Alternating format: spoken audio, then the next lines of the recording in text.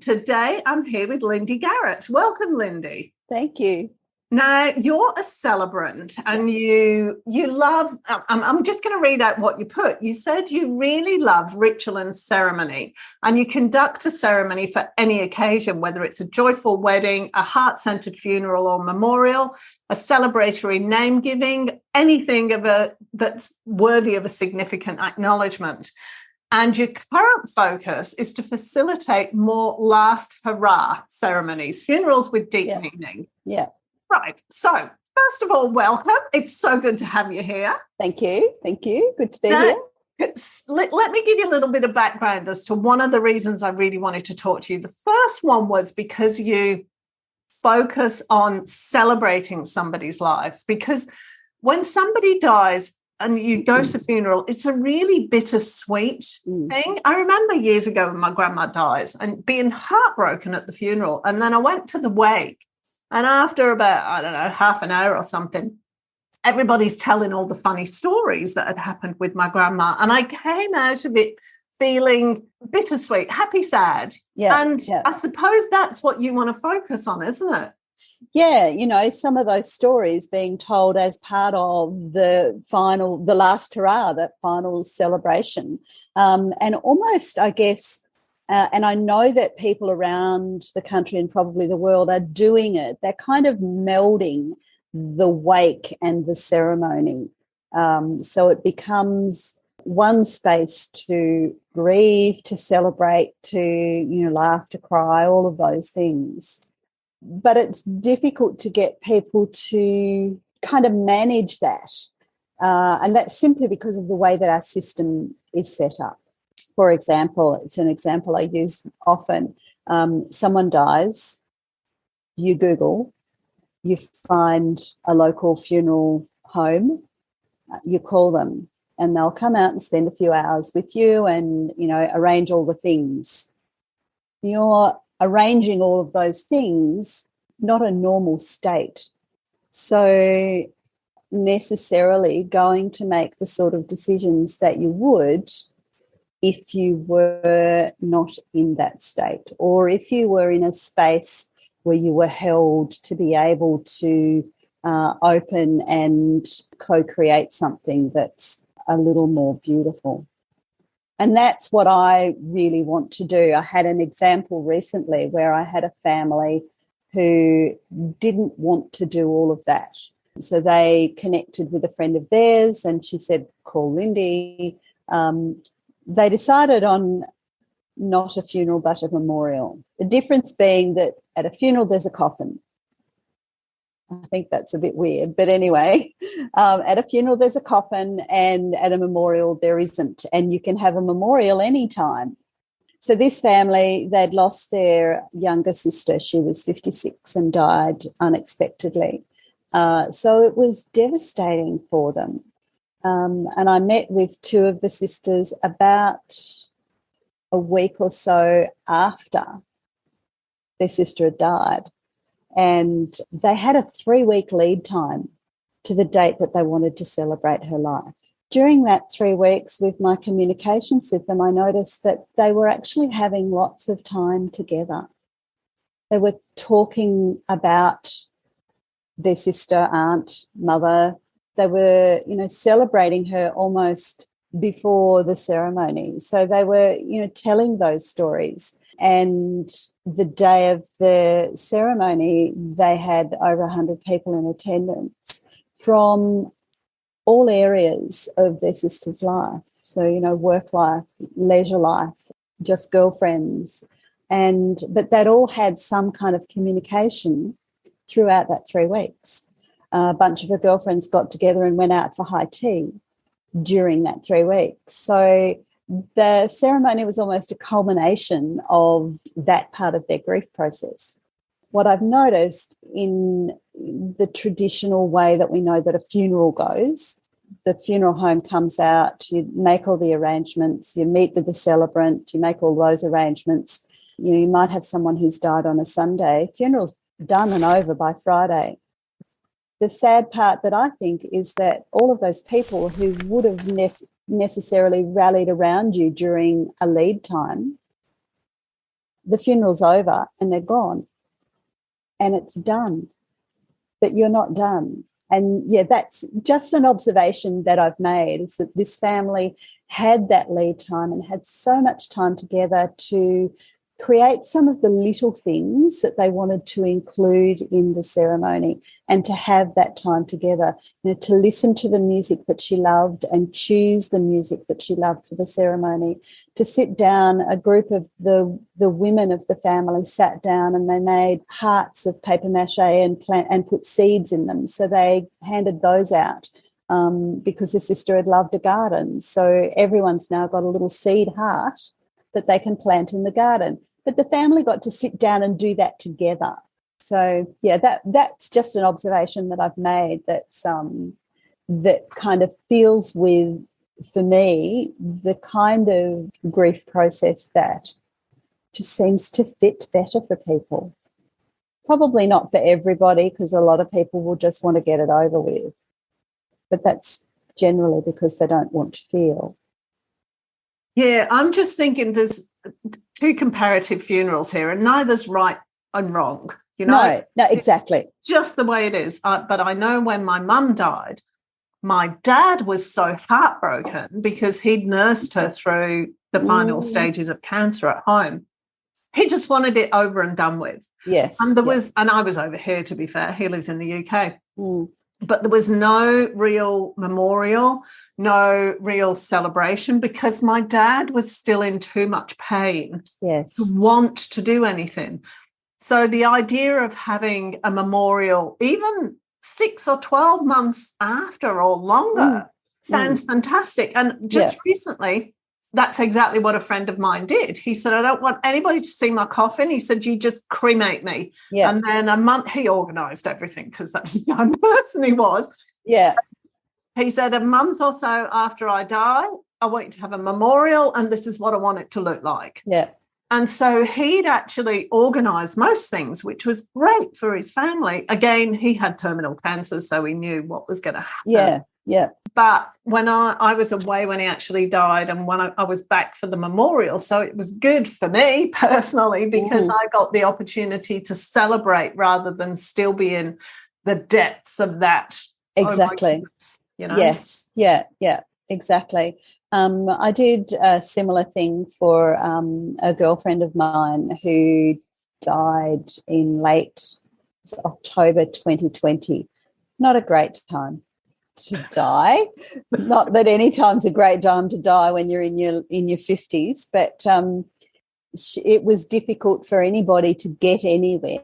So it was probably at least a month after her death, and we'd actually sat down months before and written her what-if plan, neither of us really wanting to face the reality of that, but yeah, that's where we were. So and it was a beautiful experience. The way that they did it, they hired a hall, they had food, they had music, and we had a ceremony that was live streamed across the world.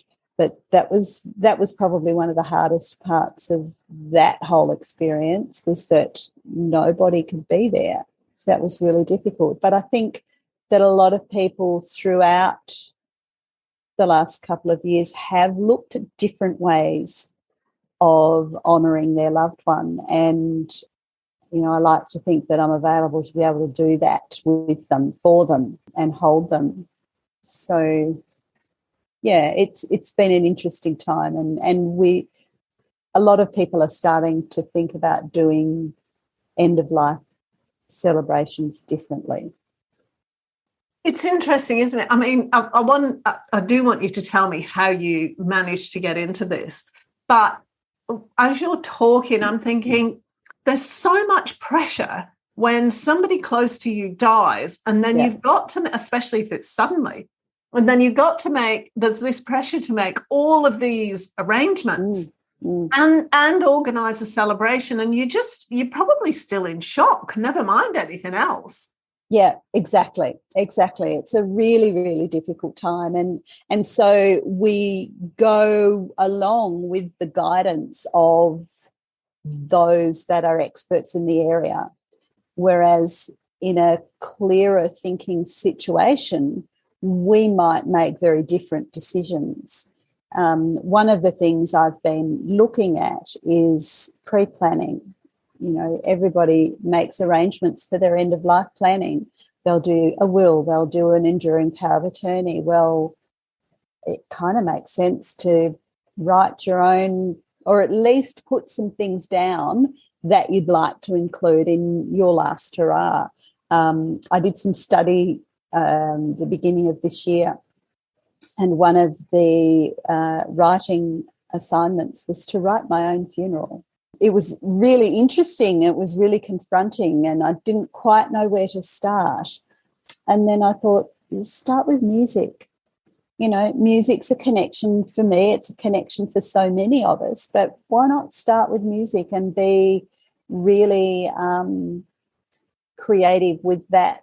And that can kind of set the tone then for what you might want to include, how you might want it to flow.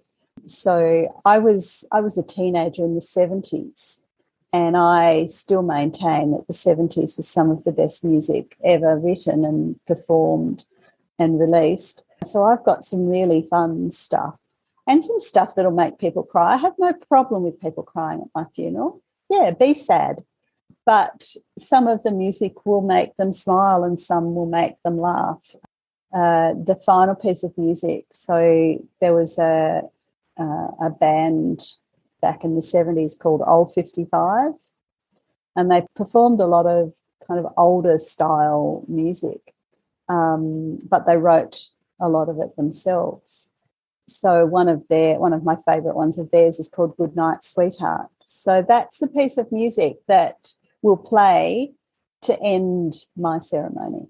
I expect that there'll be a video presentation, and I want another 70s piece of music called Most People I Know Think That I'm Crazy, and because they do. But that's the kind of stuff. And, of course, there's lots of ABBA, and there's some Queen, and there's some Fleetwood Mac, and all of those things that I love listening to. I really think it's interesting that the music that we listen to in our kind of early to mid-teens really kind of defines a lot about, you know, who we are and what we love to listen to. So it's a fun process. It was a fun process in the end for me.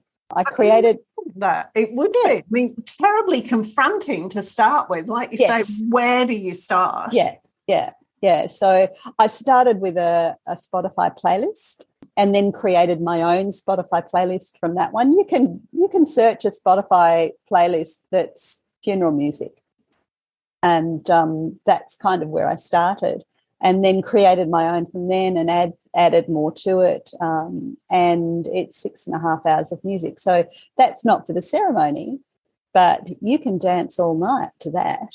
Yeah, it'll, you know, whenever it happens, I hope that it's a celebratory experience, and there'll be some fun and laughter and joy.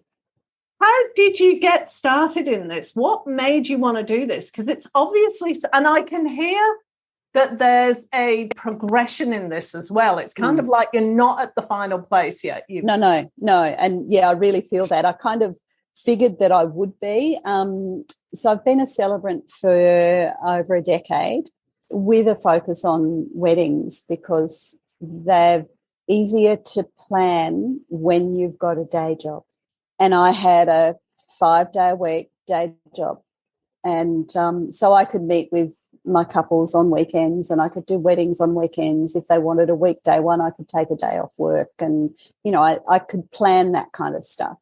I was always a little bit kind of drawn to funerals, but the opportunity just was never going to happen because of the time constraints with a funeral. You know, if it's a funeral that's going through a funeral home, then they want it done and dusted within a week. That's just the way they operate, sadly. You don't have to. You can actually say, no, that's not going to work for us. And a funeral ceremony, if it's in one of the funeral chapels around the place, you've got 45 minutes in that space. You can book a double session, But a lot of the funerals that I've done haven't been in those spaces. I did a funeral in a chapel. The first funeral that I actually did, a friend of mine, her Dutch grandmother died, and she said, "Lindee, do you do funerals?" I said, "Well, not generally, because I don't have the time and space to be able to make it happen. But tell me what you need." So we talked, and I said, "All right, I will take a day off so I can do this." So I met with them in the evening on a Tuesday, spent 3 or 4 hours with them. The funeral was on the Friday in Brisbane. So I had to take a bit of a drive to do it, but it was in a chapel space in a retirement village. So it was kind of a different space, and there were no time constraints necessarily. And then they were able to have another space to have their wake, which was quite special. Last year, I did her father's funeral. It was a memorial, not a funeral, because there was no coffin there, but his ashes were. They had it on family property, and her dad arrived in a box on the back of his Harley Davidson, ridden by his son. And they had a big marquee up, and so, they rode around the block a couple of times and revved up the engine and parked it right next to where I was standing. And that was quite a special experience as well. So that seems to be the way that some people are thinking of making that ceremony happen in a private space, so that they don't have the constraints that the industry puts on them. So her grandmother's funeral was the first one that I did, and I've done a few others, and we've kind of worked around my job. A little over 12 months, I walked away from my role. I worked as admin in aged care, and it was a fairly opportune time to step away from that industry. Haven't regretted it for a single minute.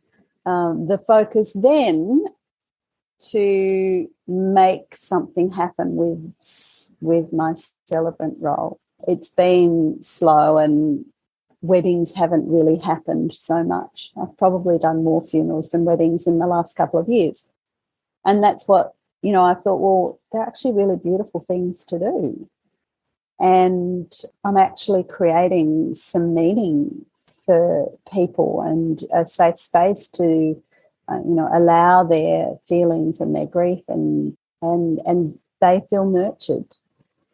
And that seems to be what I'm able to bring. So I want to do more of it.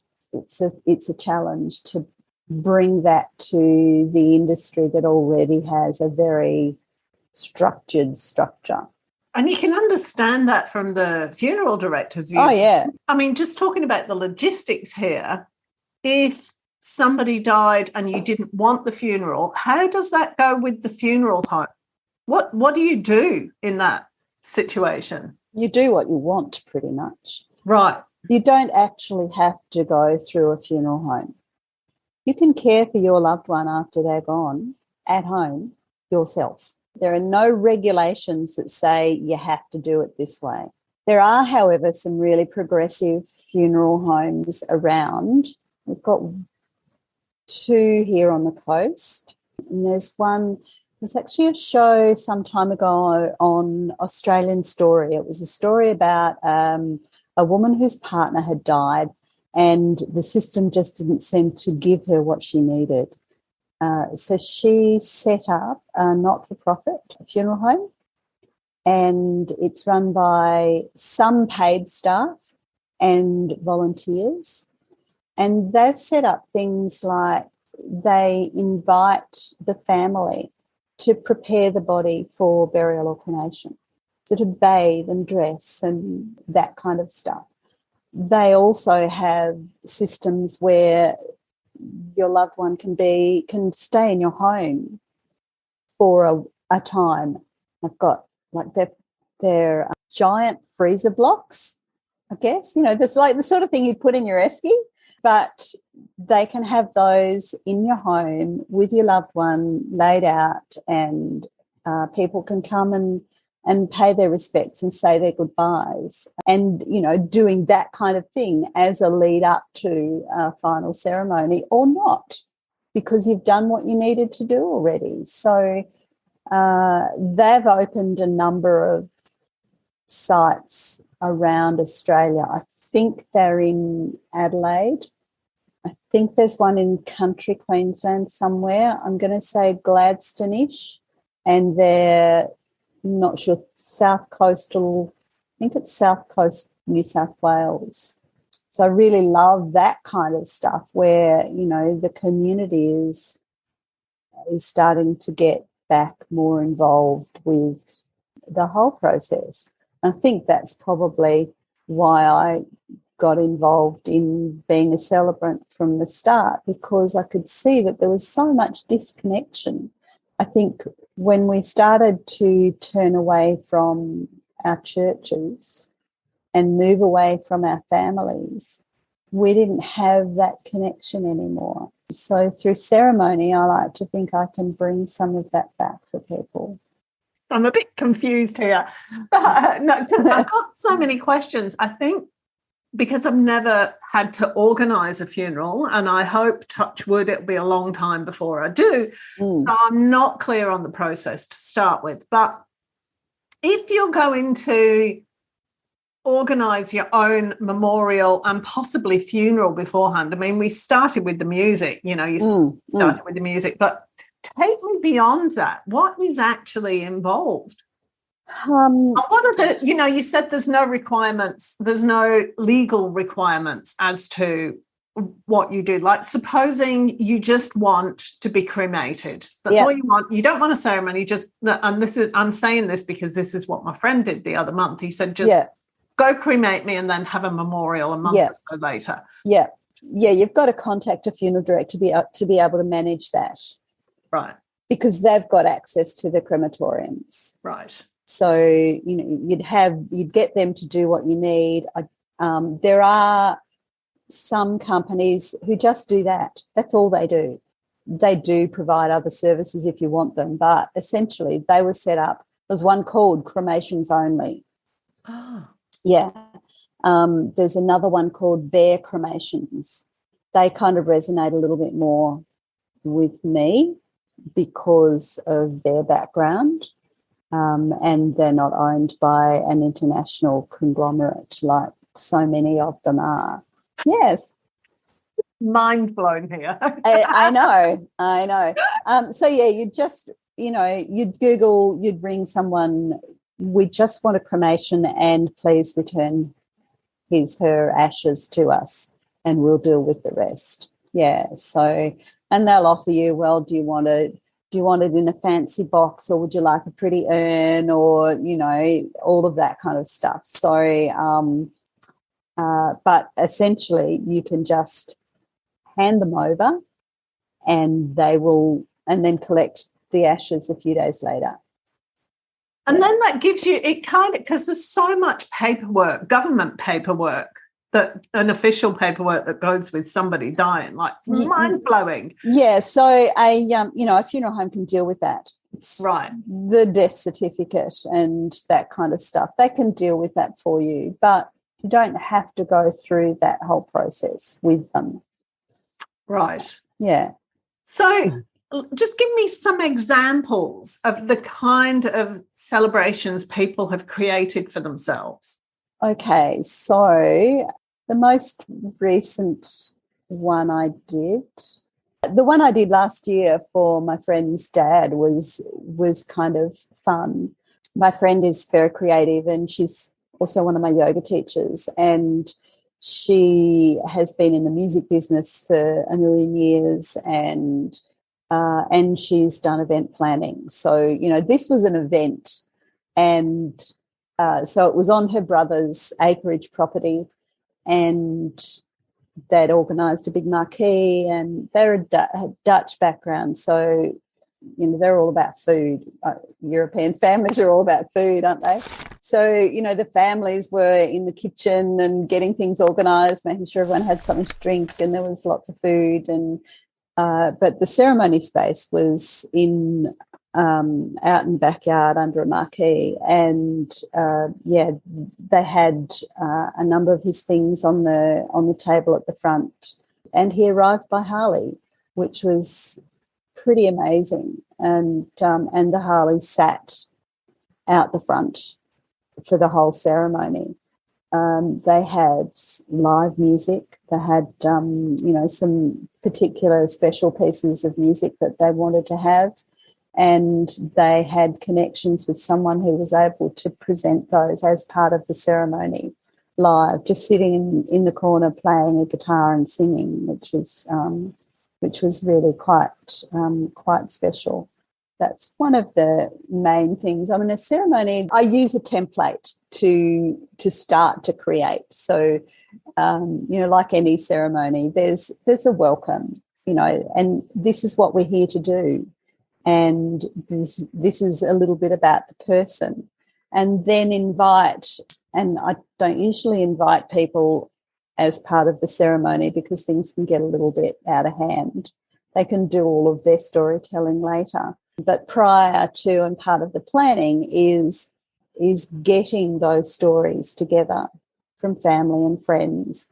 And, they might have, we still call it a eulogy, or it's, her story or his story.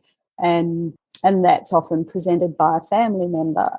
But there might be other people who want to do something as well, to tell their story of their connection. So we'll work that in as well.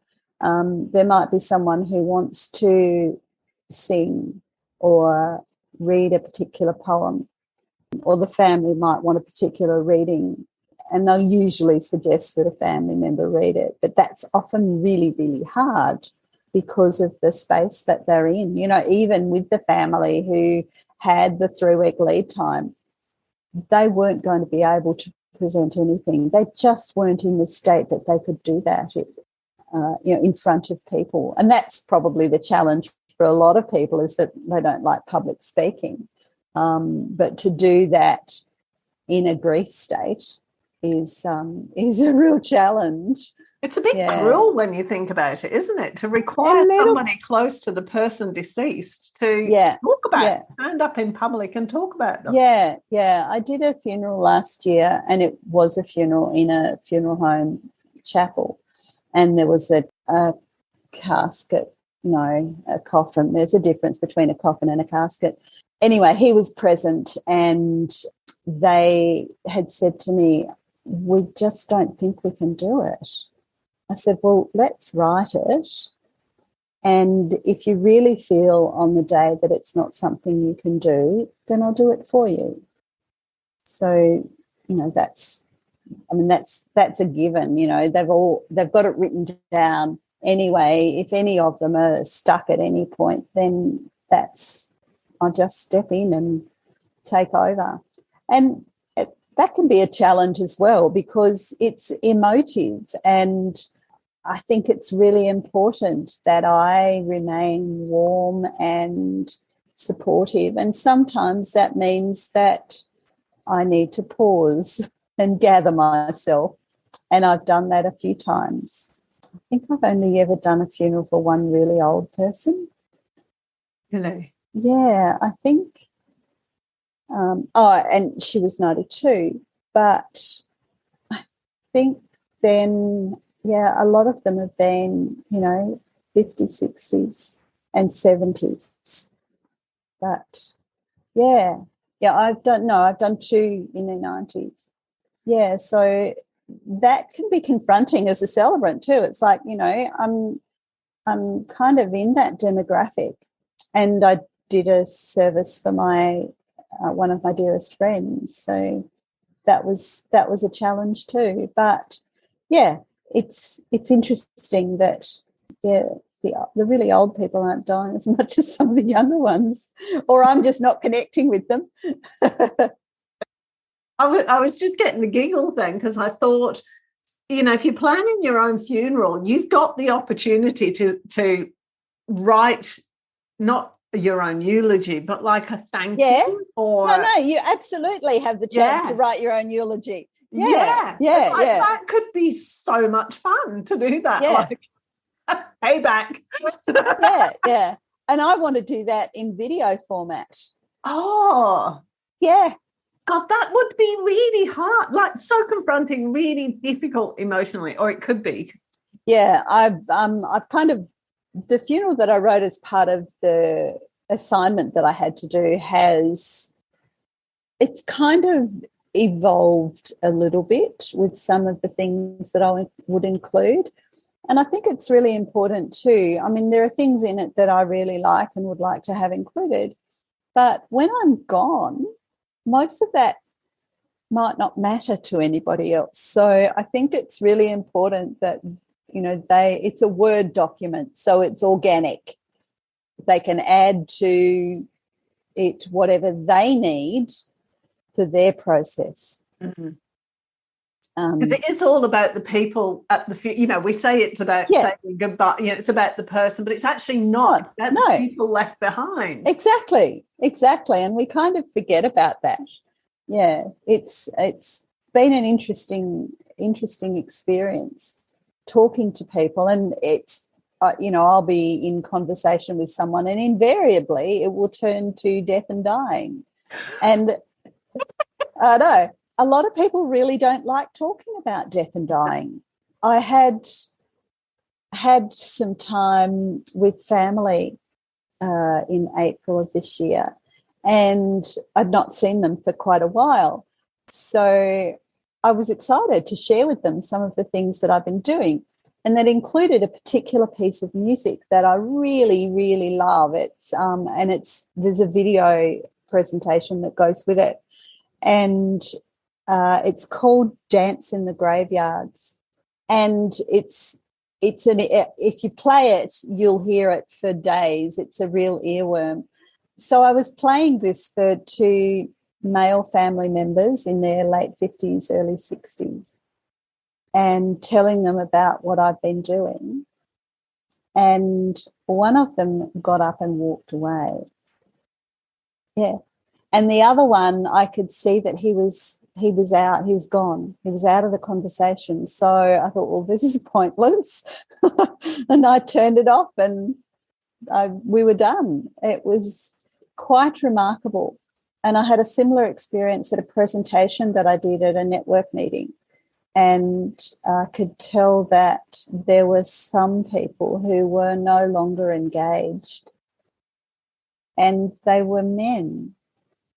The women and the younger men were all in, but I don't know. And I've searched my mind and kind of spoken to people to try to figure out what that was about. And I wondered whether there's perhaps some part of them that still considers themselves to be bulletproof teenagers. I really don't know. It was quite odd. Oh, yeah, I wonder if it's a control thing as well, Yeah. It was really interesting to observe. If there's any psychologists listening to this, or if you've got an insight, Lindee and I would love to hear from you. Just message me. Yeah. So that was a fascinating experience. So it has been a very organic process to get where I am now. And, that's one of the things that I want to do. I said I did a presentation at a network breakfast, but to do more of that kind of stuff, to talk to people more and to help in whatever way that I can within my community to allow us to have these conversations more openly without fear. I think perhaps that's got a little bit to do with it. I said to one of my yoga teachers, because, we always talk about death. I was saying something similar to him one day, and I said, I actually don't feel fearful about it. He said, that's because, and I've practiced yoga for 2 decades, He said that's because every time you get on the mat, the last pose you do is corpse pose. You die every time you're there. So and you know, in relation to death being the letting go of everything, releasing our belongings, our breath, our body, all of those things. So it's an interesting conversation to have, and you never quite know where it's going to go. It's about time to wrap up now. I told you this would go faster than you thought it would. Really? Lindee was saying before we started, I don't think I can talk for that long. I'm like, surprised.